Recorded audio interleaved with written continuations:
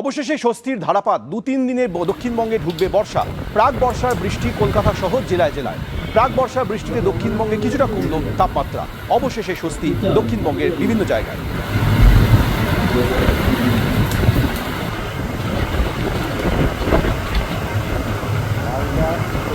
দক্ষিণ দিনাজপুর এই তিনটে জেলাতে মনসুন প্রবেশ করেছে বলে ঘোষণা করা হয়েছে। মনসুন প্রবেশ করেছে।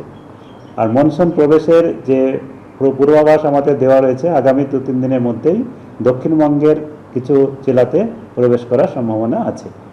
দক্ষিণবঙ্গের সমস্ত জেলাতেই অনেক জায়গাতেই আগামী 24 ঘন্টায় বজ্রবিদ্যুৎ সহ বৃষ্টিপাতের সম্ভাবনা থাকছে।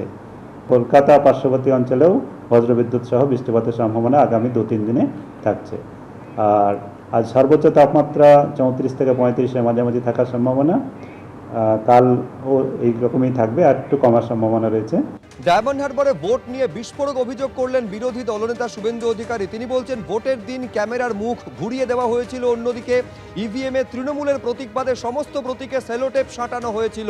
এই ভোট অবৈধ, আইনের মাধ্যমে সেটা প্রমাণিত হবে, বিস্ফোরক দাবি করছেন বিরোধী দলনেতা।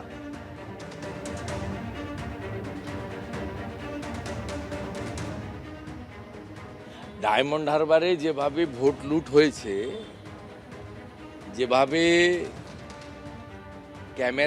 ওয়েব ক্যামেরাগুলোকে ঘুরিয়ে দেওয়া হয়েছে, ইভিএম এ স্টিকার লাগানো হয়েছে, জোড়া ফুল ছাড়া সব স্টিকার লাগিয়েছে। মেনলি পদ্ম ফুল টার্গেট ছিল, কিন্তু তারপরেও রিস্ক নেয়নি লোক যদি নোটাই দিয়ে দেয়, সেই জন্য সবগুলোর উপরে সেলোটেপ লাগিয়েছে। ইলেকশন পিটিশনের সঙ্গে অন্য বিষয়ের কোনো সম্পর্ক নেই। ইলেকশন পিটিশন ক্যান্ডিডেটকেই করতে হবে এবং ইলেকশন পিটিশন ক্যান্ডিডেটই করবেন। ডায়মন্ড হারবারের নির্বাচন অবৈধ, এটা আইনি লড়াইতে প্রমাণ হবে।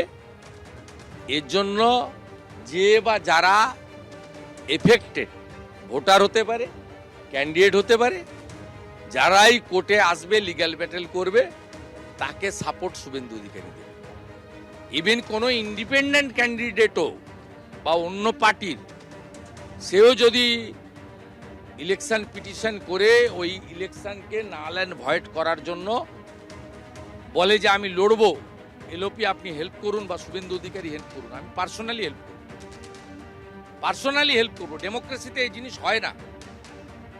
ওই কেন্দ্র থেকে অমল দত্তর মতো লোক জিতেছিলেন, ওই কেন্দ্র থেকে আবুল হাসনাত খান জিতেছিলেন, ওই কেন্দ্র থেকে সোমেন মিত্র জিতেছিলেন। কখনো এই জিনিস হয় না। ডায়মন্ড হারবারে যে মডেল দেখেছে বাংলা, এ মডেল নট অ্যাকসেপ্টেবল।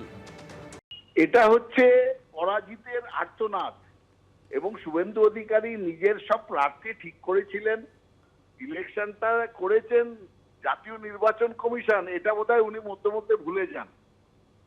এবং সেখানে ওনারই কথা যে কেন্দ্রীয় বাহিনী থাকবে, কাউকে নড়তে চড়তে দেবে না।